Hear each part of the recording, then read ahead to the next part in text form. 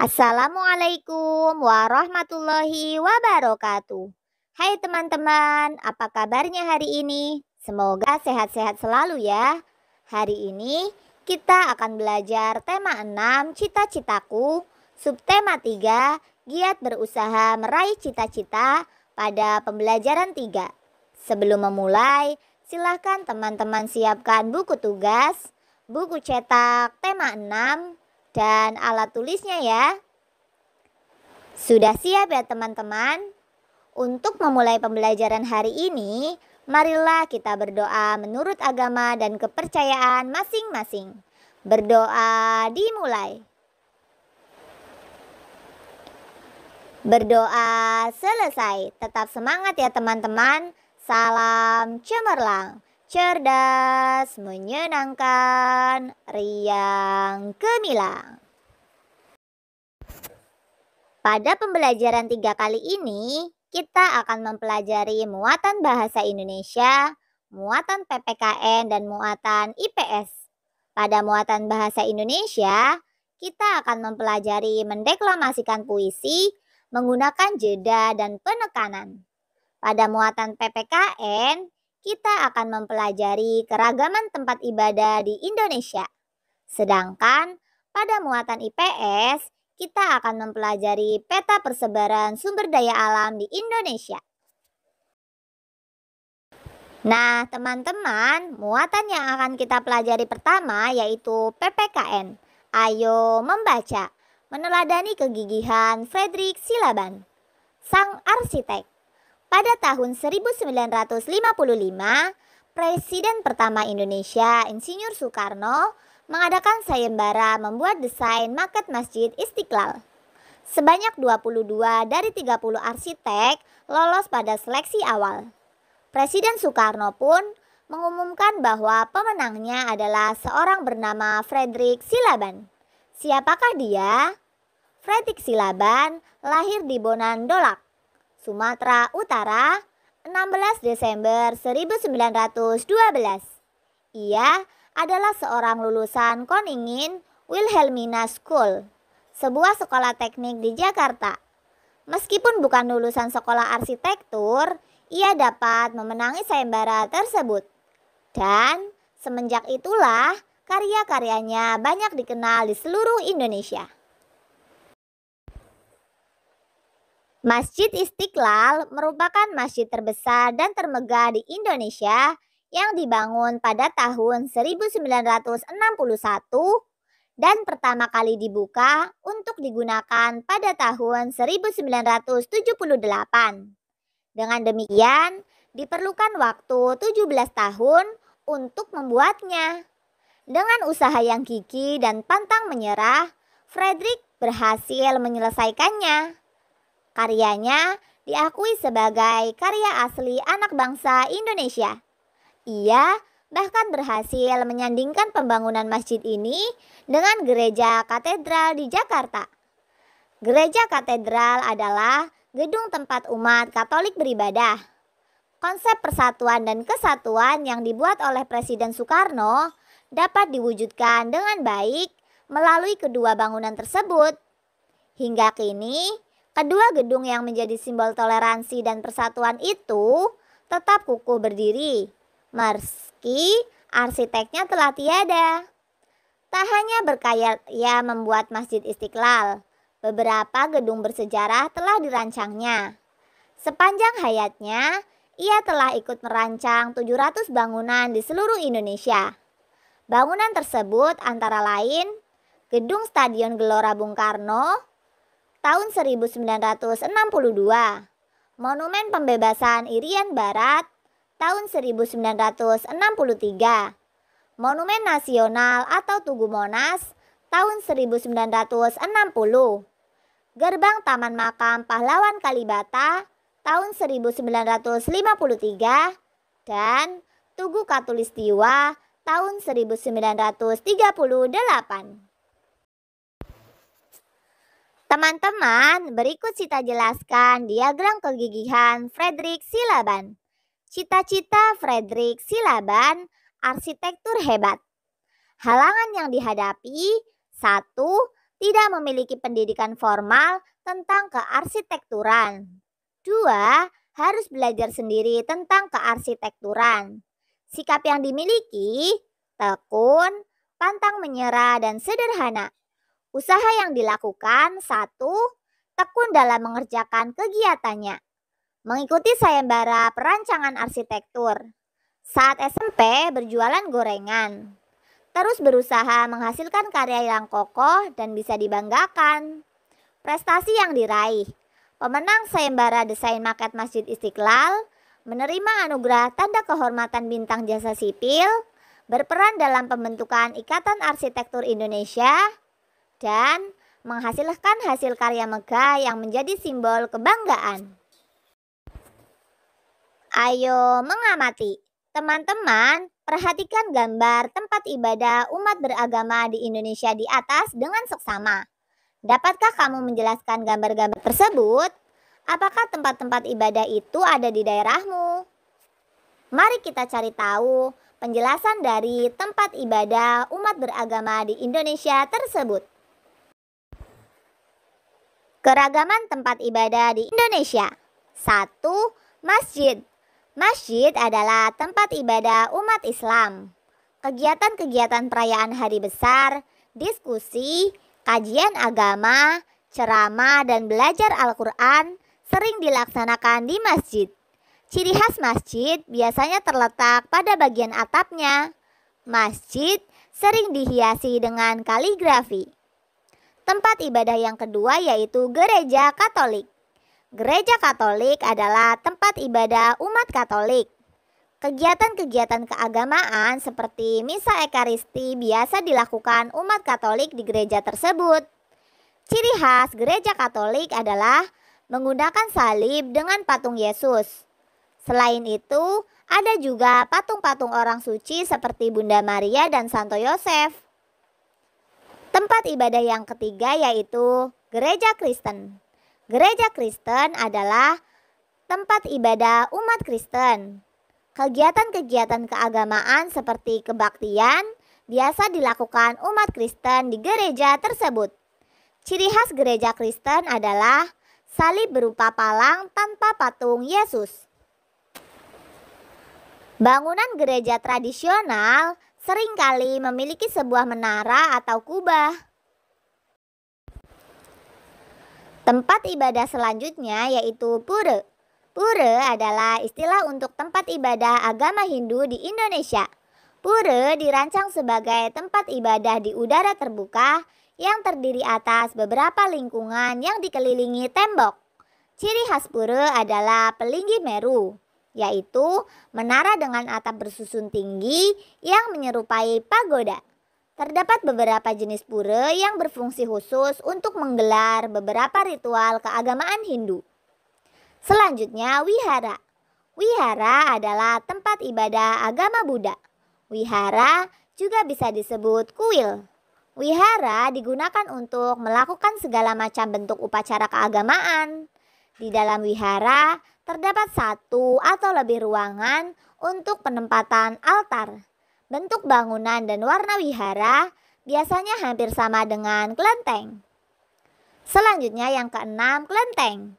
Kelenteng adalah sebutan untuk tempat ibadah penganut agama Konghucu di Indonesia. Bangunan kelenteng umumnya bernuansa arsitektur Tionghoa. Bangunan biasanya didominasi oleh warna merah dan kuning. Kelenteng bagi masyarakat Tionghoa tidak hanya digunakan sebagai tempat ibadah saja. Ayo berlatih. Tempat ibadah di Kota Semarang. Nama Masjid Agung Jawa Tengah. Tahun berdiri 2006. Tempat ibadah umat Islam. Sejarah singkatnya, Masjid Agung Jawa Tengah mulai dibangun pada tahun 2001 dan selesai pada tahun 2006.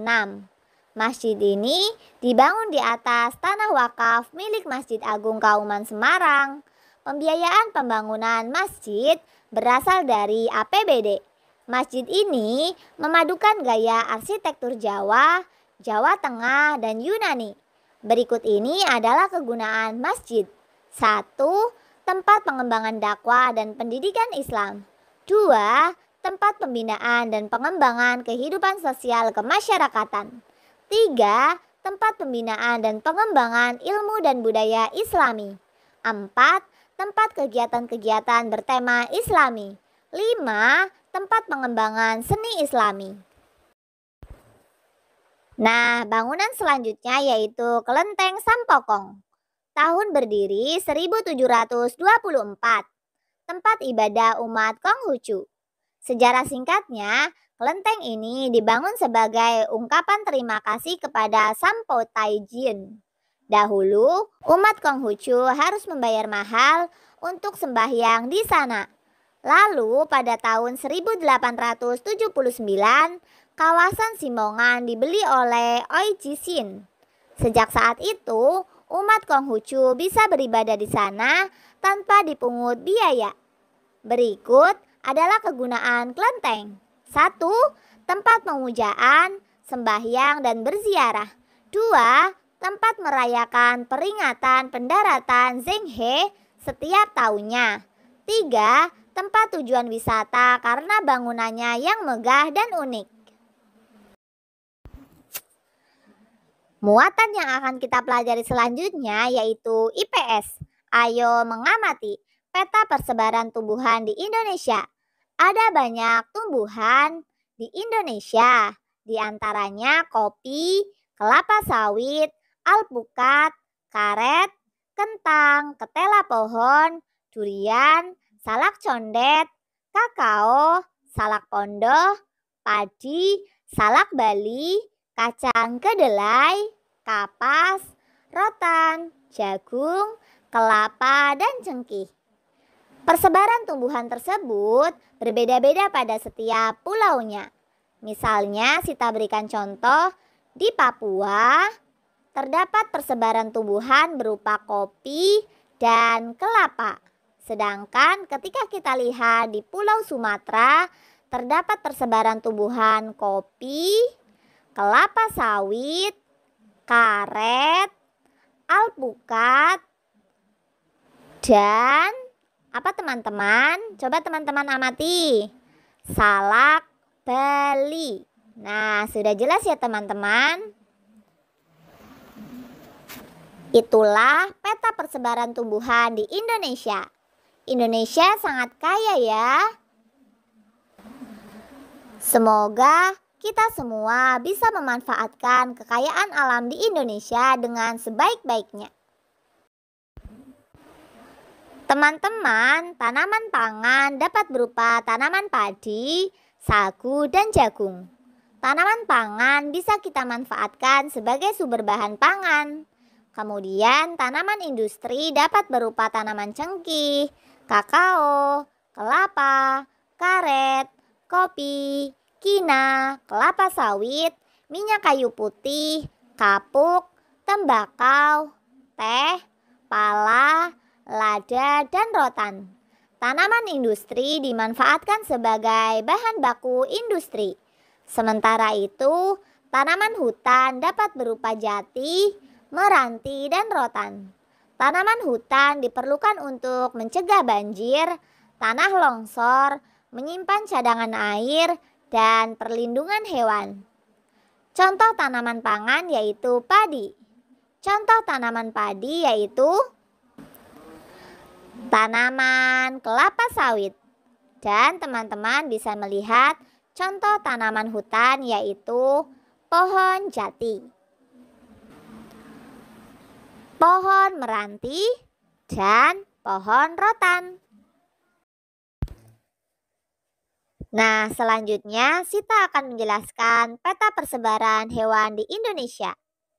Hewan-hewan yang ada di Indonesia diantaranya yaitu tapir, badak Sumatera, burung kuau raja, burung serindit Melayu, ikan kakap, mentilin, harimau Sumatera, ikan belida, beruang madu, gajah, badak Jawa, elang bondol, ikan talang-talang, burung kepodang, burung perkutut, banteng, burung jalak Bali, rusa timor, komodo, enggang gading, burung kuan Melayu, bekantan, pesut mahakam, orang utan, mandar dengkur, julang, anoa pantai, burung maleo, tarsius, ikan bulalao, burung nuri Raja Ambon, burung bidadari halmahera, burung kasuari, dan burung cendrawasih. Nah, Sita akan menjelaskan perbandingan persebaran hewan di Pulau Kalimantan dan Sulawesi. Di Pulau Kalimantan terdapat hewan pesut mahakam, bekantan, orang utan, burung kuan Melayu, dan enggang gading. Sedangkan pada Pulau Sulawesi terdapat ikan bulalao, tarsius, burung maleo, anoa pantai, julang, dan mandar dengkur. Nah, sudah jelas ya teman-teman, perbedaan persebaran hewan yang ada di Pulau Kalimantan dan Sulawesi. Indonesia memang kaya akan hewan-hewan yang unik-unik dan kita sebagai generasi penerus bangsa harus menjaganya agar tetap lestari. Teman-teman, contoh hewan liar adalah harimau, kera, orang utan, gajah, badak, banteng, dan anoa. Di Indonesia, hewan liar tersebut biasanya berada di hutan dan taman-taman nasional untuk dilindungi dari kepunahan. Sementara itu, hewan ternak adalah hewan yang sengaja dipelihara atau diternakan untuk memenuhi kebutuhan manusia. Contoh hewan ternak adalah ayam, itik, sapi, udang, dan domba. Nah, berikut adalah gambar contoh hewan liar berupa rusa. Sedangkan contoh hewan ternaknya yaitu sapi. Teman-teman masih semangat ya?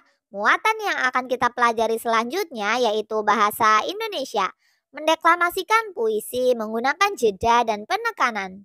Mendeklamasikan puisi memerlukan persiapan yang baik.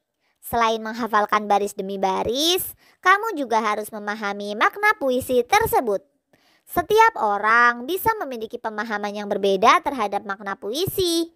Salah satu cara untuk membedakan makna puisi adalah dengan memberikan penekanan pada saat mendeklamasikannya. Pemberian tekanan pada baris puisi biasanya menggunakan tanda V. Perhatikan penggunaan tanda tersebut di bawah ini. Yang pertama, 1V menyimbolkan tekanan kata pendek sekali. Yang kedua, 2V menyimbolkan tekanan kata agak pendek. Yang ketiga, 3V menyimbolkan tekanan kata agak panjang. Nah teman-teman, mari kita lihat kembali puisi tentang penjaga alamku pada pembelajaran pertama.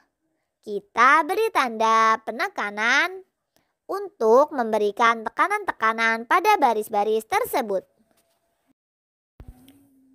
Nah, berikut ini adalah puisi Penjaga Alamku karya Dekaritas yang telah diberikan tanda jeda dan penekanan. Mari kita baca kembali. Penjaga Alamku karya Dekaritas. Kau tidak pernah lelah. Kau tidak pernah putus asa. Kau tidak pernah menyerah. Mencintai alam di mana kau dibesarkan. Angin dan badai adalah sahabatmu. Hujan dan panas adalah penolongmu. Air, sungai adalah kehidupanmu. Alammu adalah ibumu. Maka engkau menjaganya. maka engkau memeliharanya, maka engkau merawatnya, karena alam adalah ibumu. Terima kasih teman-teman karena telah mengikuti pembelajaran hari ini dengan baik.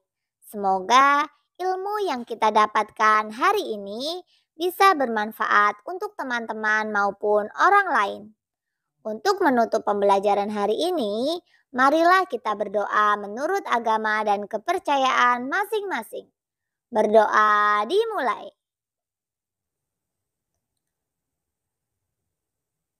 Berdoa selesai. Tetap semangat ya teman-teman. Salam cemerlang, cerdas, menyenangkan, riang, gemilang. Assalamualaikum warahmatullahi wabarakatuh.